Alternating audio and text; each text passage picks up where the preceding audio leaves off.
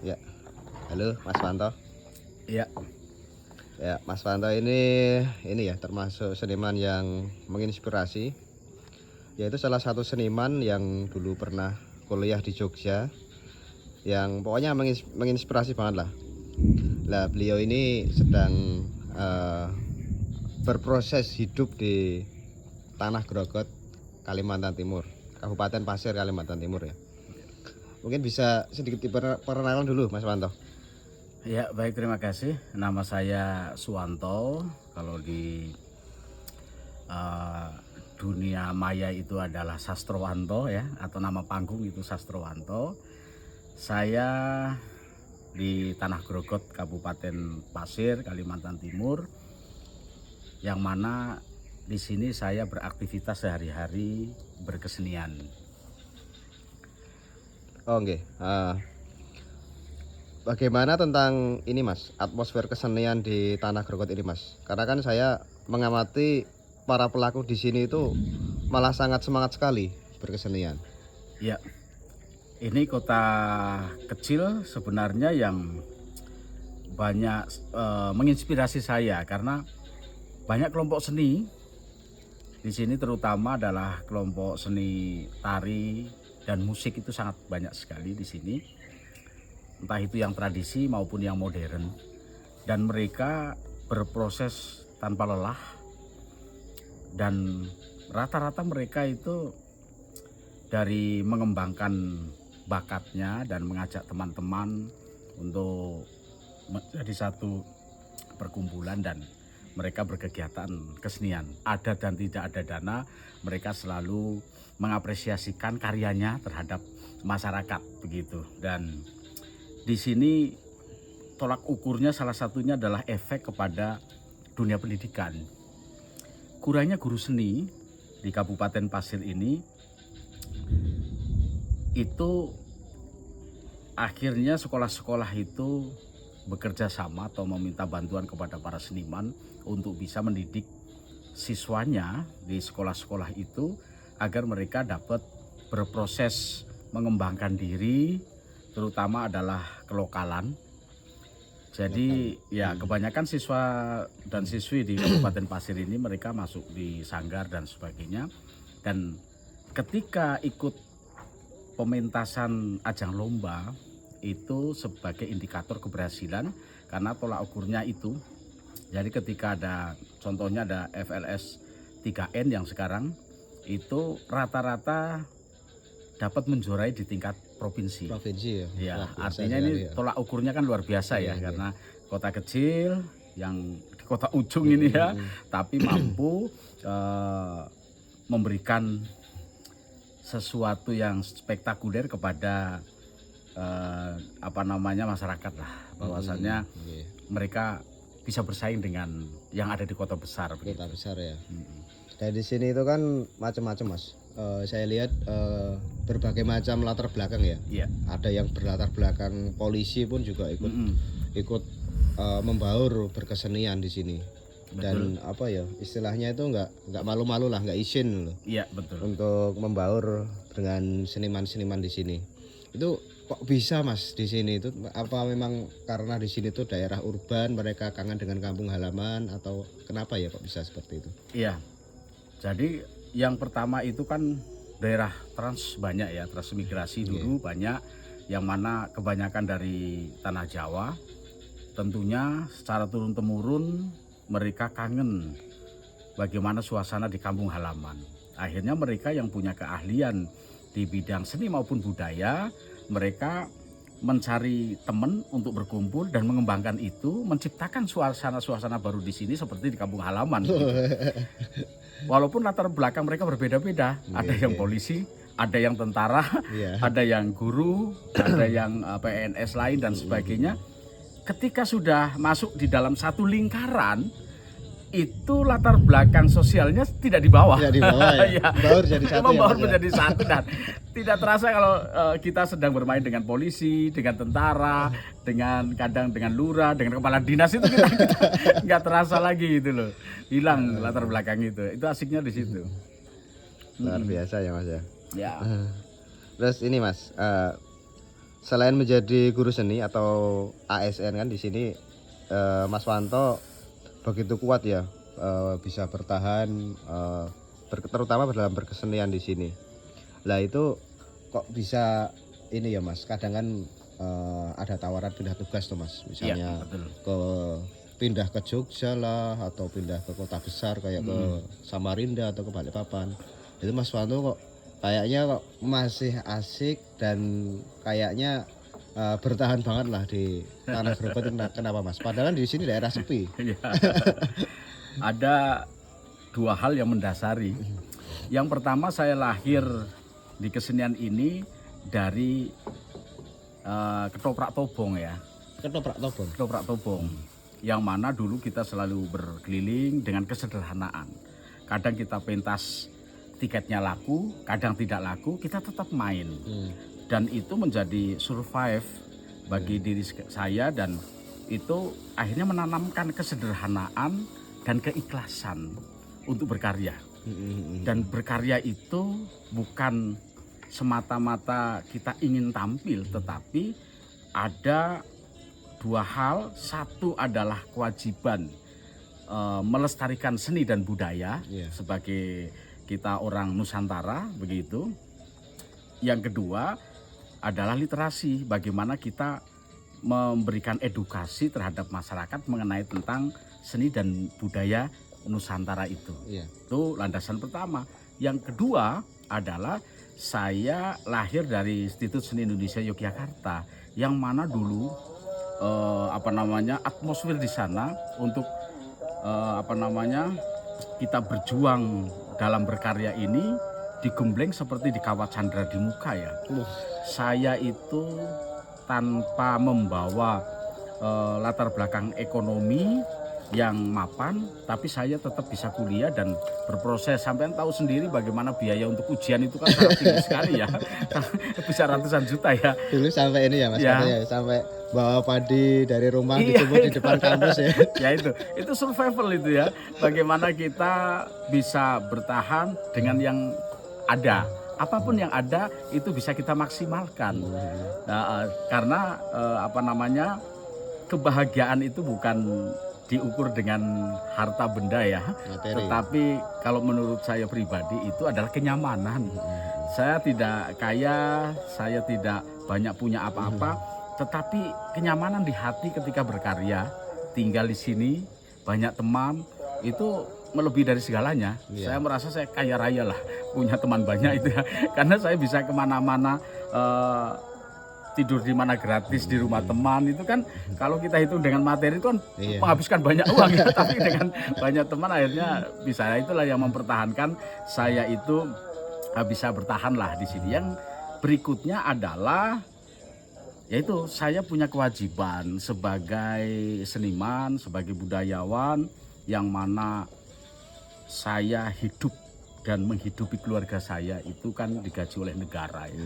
Dan saya melalui ilmu senilah saya menjadi PNS. Maka saya punya kewajiban untuk mengedukasi terhadap masyarakat, terutama di sini ya, yang mana kita bisa tidak hanya seni Jawa sih yang saya angkat di sini, tetapi Nusantara lah. Ada murid atau teman yang dari suku Bugis, kita dorong yuk kita berkarya bareng. Dari Pasir yuk kita berkarya bareng. Dari Dayak yuk kita berkarya bareng. Dari Padang juga ada di sini. Dari Medan ada juga ya. Batak itu ada juga, banyak juga di sini. Kita berkarya bareng, sharing dan sebagainya. Itu ternyata menjadikan sesuatu kekuatan yang sangat luar biasa. Ternyata saya tidak berjuang sendiri gitu loh. Ternyata ada teman-teman yang lain, dan akhirnya perjuangan ini sudah tidak kami anggap sebagai perjuangan, tapi kebahagiaan. Ya, mencetuskan sebuah gagasan itu kebahagiaan tersendiri, apalagi gagasan itu bisa dinikmati oleh audiens atau oleh masyarakat yang tidak tahu menjadi tahu, yang tadinya hanya mendengar jadi bisa melihat, yang tadinya melihat dan mendengar jadi ikut merasakan, berperan ya, ikut di dalamnya itu loh itu.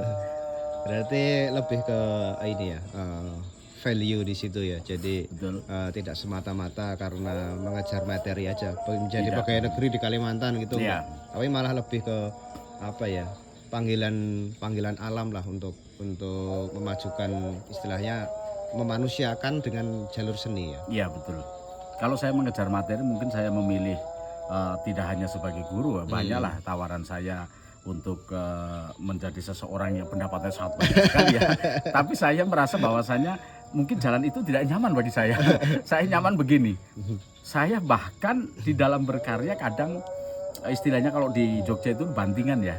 Bantingan. Mau berkarya tidak ada Gede, uang ya. Kita ada uang 1.000 kita kumpulkan 1.000, ada teman 1.000 kita gabung, kita berkarya. Itu lebih bahagia daripada saya dengan menerima tawaran saya penghasilan yang sekian besar, tapi mungkin bagi saya itu tidak membahagiakan bagi saya gitu.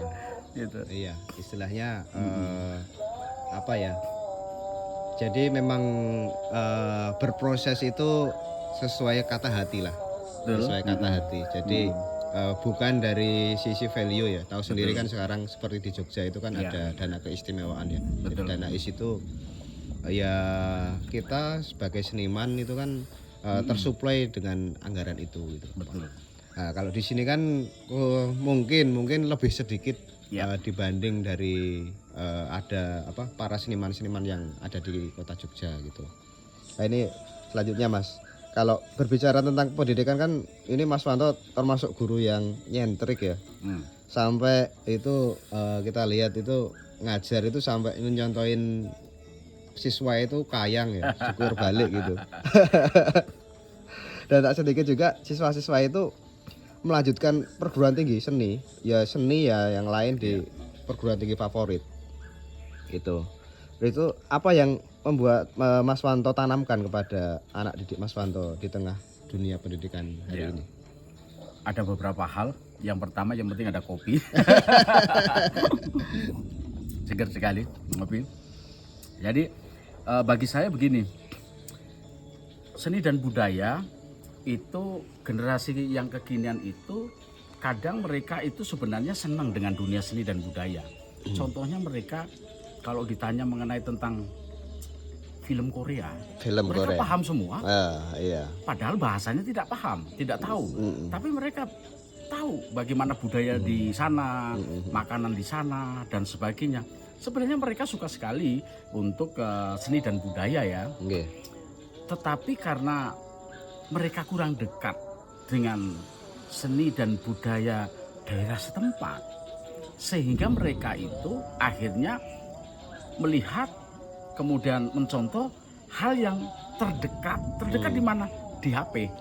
Di HP setiap detik, setiap waktu mereka akan menikmati itu, melihat itu, terus menerus, maka terpicu mereka akhirnya tanpa terasa terhipnotis, mereka belajar budaya itu, budaya Korea, budaya Barat ya dan sebagainya itu. Nah, kita harus introspeksi kenapa seperti itu, karena kita kurang untuk promosi terhadap generasi. Kita kurang pendekatan terhadap generasi. Dari introspeksi itu saya tidak mengandalkan harus menunggu ada kurikulum dan sebagainya. Kalau di kurikulum sudah dirancang lah dengan baik saya kira ya. Benar. Tapi sebelum itu saya mempunyai kewajiban untuk mendekatkan budaya dan seni ini terhadap generasi dengan cara saya yang lewat literasi, yang mana kadang kan banyak yang salah kaprah, literasi itu hanya membaca. Contohnya Mas, contoh kasusnya apa itu? Ya kan? Literasi yang sifatnya memaksa. Masyarakat itu banyak yang salah kaprah, literasi itu hanya membaca. Sementara budaya di Indonesia itu kan membaca itu sangat kurang. Kurang tertarik dengan membaca dan apalagi sekarang sudah tidak zamannya membaca itu. Nah, dengan demikian maka saya menyimpulkan bahwasannya saya harus cari jalur lain. Salah satu adalah bagaimana mendekatkan mereka terhadap seni budaya lokal. Ketika saya punya kesempatan, alhamdulillah saya punya kesempatan bisa masuk di kelas mereka, maka di kelas saya ciptakan suasana yang mana saya mulai masuk menyampaikan materi dan sebagainya itu syarat dengan seni dan budaya lokal. Seni dan budaya lokal. Ya, itu kita pondasikan kepada mereka terus menerus. Kemudian saya juga memberi contoh kepada mereka. Saya pentas di mana-mana di sini, mereka menonton saya pentas. Saya juga upload di YouTube, saya di TikTok, di Facebook, semua media, di IG, Instagram ya. saya masukin di sana karena anak-anak muda kan sekarang di IG ya, di IG sama TikTok. Benar. Ya saya TikTok harus terutama. masuk di sana. Dengan mereka melihat tampilan saya, kawan-kawan saya yang lain seni dan budaya. Kemudian saya juga sering mengupload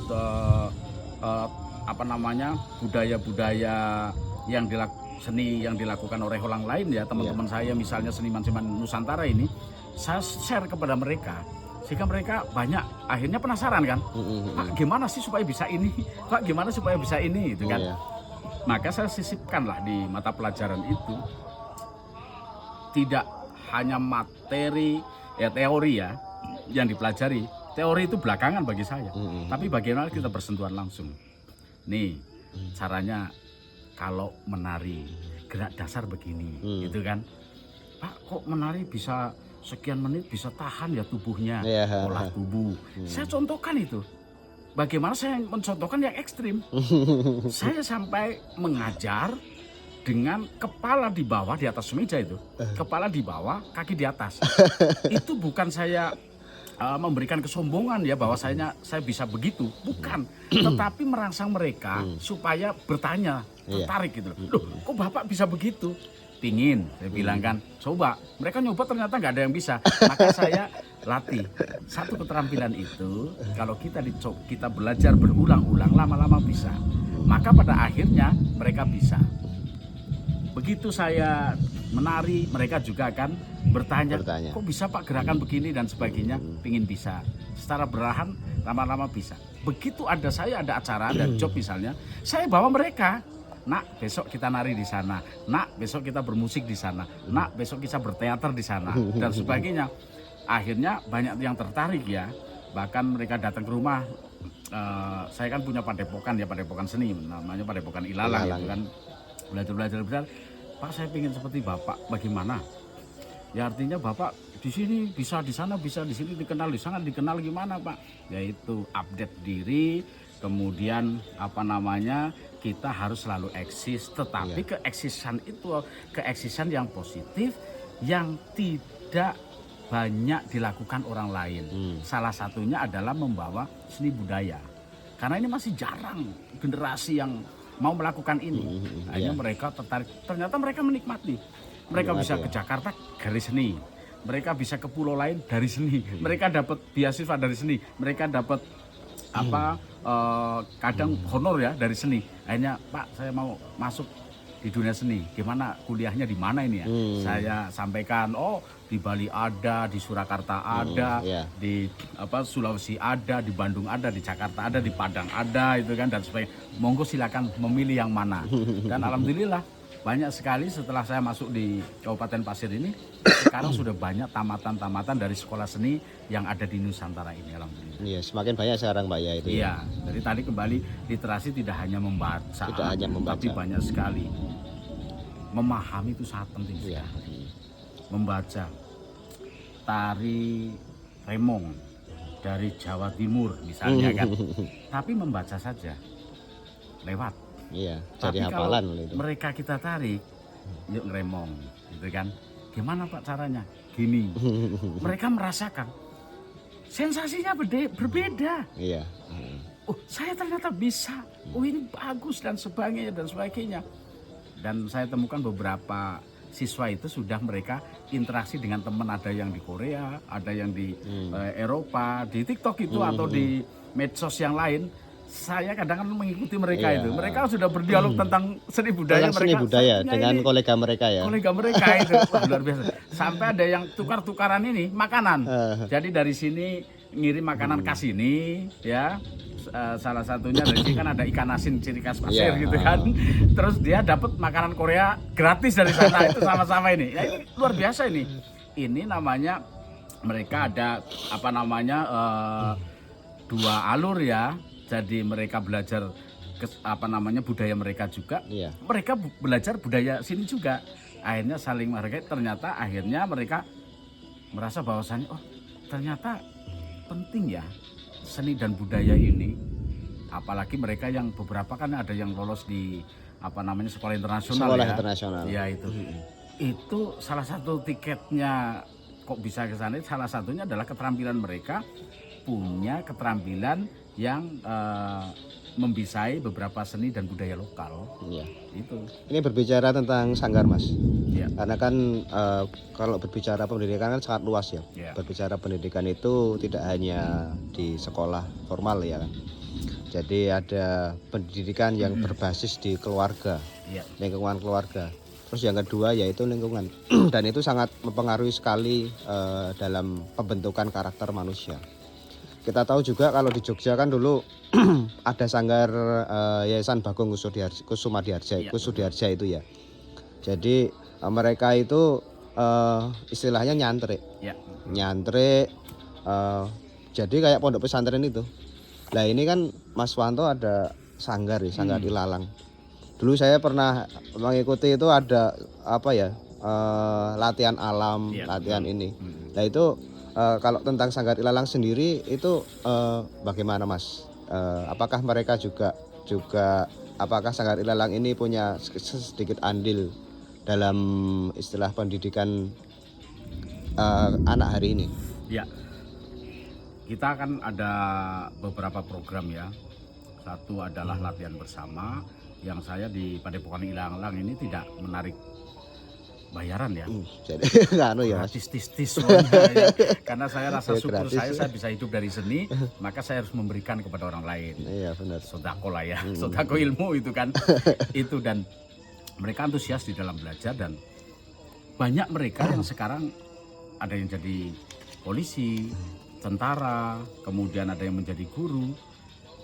Dan mereka membawa keterampilan seninya di dunia kerjanya. Di dunia kerjanya. Iya, Luar biasa. contoh yang menjadi polisi, mereka itu bisa menjadi duta kepolisian lewat tari, lewat drama dan sebagainya ya. Yang menjadi guru, walaupun mereka bukan guru seni karena di sini kurang guru seni, khususnya yang alumni dari Ilalang ini, yang mereka di sekolahnya juga syiar mengenai tentang seni budaya. Itu sangat luar biasa sekali itu. Terus apa ya? Jadi saya kan memahami bahwa itu ya untuk apa namanya? Untuk pembentukan anak hari ini. Itu kan kadang itu mereka itu nggak sempat ya untuk mengikuti hal-hal kesenian seperti ini karena mereka nyaman dengan gadget mereka ya. Nah, ini untuk mentransformasi kesenian ini dalam dunia digital ini tips dari Mas Wanto apa Mas untuk anak-anak hari ini? Yang pertama, kita sebagai insan seni dan budaya tentunya selalu mendekatkan diri kepada generasi muda. Kita membuat vlog, kita membuat video, kita menge-share dokumentasi atraksi seni dan budaya lewat media sosial yang akan dilihat oleh mereka, gitu kan. Ini akhirnya mereka ketika nongkrong, ini mereka kan anak nongkrong kalau sekarang Iya, ya, anak-anak di kafe-kafe nongkrong. di sini juga sedang ini kan, di kafe-kafe itu. Dengan adanya video kita lewat atau teman-teman videonya lewat atau atraksi seni budaya yang lewat, mereka diskusikan, mereka melihat bahwasanya, ternyata contohnya, ternyata bahasa pasir kalau di media sosial ini dikenalkan dengan cara yang unik, yang menarik, yang kekinian, ya, itu ternyata bisa itu kan. Akhirnya juga ada orang dari luar daerah yang tidak pernah ke sini, mereka juga ada beberapa tahu bahasa lokal sini itu kan, ya dari media massa itu, dari media sosial ya, dari media sosial itu dan ketika ini kan beberapa anak yang kesini itu dari tongkrongan itu. Dari tongkrongan lewat ini tadinya satu orang akhirnya ngobrol di warung kopi, di kafe tertarik nyari saya ke sini itu kan. Akhirnya saya ya kasih rekomendasi banyak. Kan tidak hanya sanggar Ilalang, di sini banyak sekali, ada banyak sekali lah pokoknya, ada Sadu Rengas, ada Mayang Pinang, ada yang lain-lain lah. Banyak sekali. Sanggar seni saya sampaikan kalau ingin belajar nari di ini, di sini dan sebagainya kan, musik di ini, komunitas ini misalnya kan, dan sebagainya itu akhirnya ya mereka selalu mendapatkan informasi yang update lah ya di medsos itu. Ngomong-ngomong ini Mas Wanto lagi bikin dekorasi panggung tonil ya. Jadi ya betul. panggung tonel ini di sini ada ketoprak juga berarti Mas di tanah Grogol ini. Iya, karena saya lahir dari ketoprak ya, dari ketoprak Tobong, ketoprak Panggungan itu, dan menghantarkan saya ke dunia kuliah di S1 itu kan, itu salah satunya dari ketoprak. Dan saya konsisten ketika di isi itu selalu mengangkat ketoprak juga, karena jiwanya ketoprak udah masuk di dalam jiwa saya. Iya. Akhirnya ketika saya di sini, kebetulan di kabupaten ini belum punya gedung kesenian atau taman budaya, sehingga saya punya tanah sedikit lah ini. Saya baktikan, saya gunakan ini untuk tempat pertunjukan bagi komunitas-komunitas seni dan budaya. Namanya apa Mas ini? Ini namanya adalah, dulu pertama kan ini Taman Selfie Ilalang. Kemudian saya ubah menjadi Taman Budaya Selfie Ilalang. Taman Budaya Ilalang. Yang ini milik saya pribadi, tetapi saya persembahkan buat masyarakat umum. Jadi kadang ada band latihan di sini, pentas di sini, kuda lumping di sini, pentas di sini, ya, teater, sastra, sering untuk workshop di sini, monggo. Padahal di sini hitungannya ini ya Mas agak masuk ya, melewati pepohonan-pepohonan yang rimbun sekali. Agak sedikit ekstrim ya. Dan itu yang luar biasa sekali ini. Tempat ini bisa hidup gitu loh. Iya. Di tengah-tengah Kalimantan yang mungkin jauh dari kota besar, tapi di sini bisa hidup. Itu dari Taman Selfie Ilalang ini ya Mas ya. Iya, betul. Itu harapannya untuk ke depan pripun Mas, dari ada Sanggar Ilalang, dari tempat ini Taman Seni Budaya Ilalang ini, harapan ke depan apa Mas sebagai penutup? Harapan ke depan, lahirnya beberapa komunitas seni dan budaya di Kabupaten Pasir itu akan melengkapi program pemerintah untuk memondasi generasi atas budaya Nusantara. Jadi setiap generasi harus mempunyai pondasi yang kuat tentang budayanya, tentang seni lokalnya, sehingga dia bisa keterampilan seni dan budaya sebagai identitas KTP.